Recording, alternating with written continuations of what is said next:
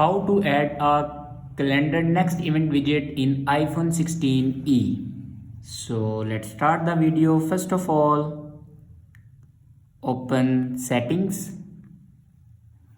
In settings, scroll down and click on wallpaper and then click on customize.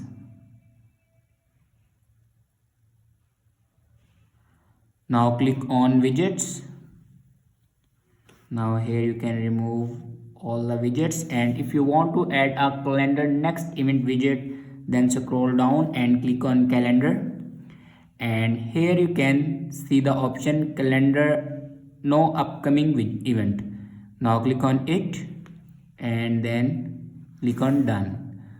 After that, go back to your calendar and add a next event. So this is the way to add calendar next event widget in iPhone 16e. I hope this video is helpful for you. Thanks for watching.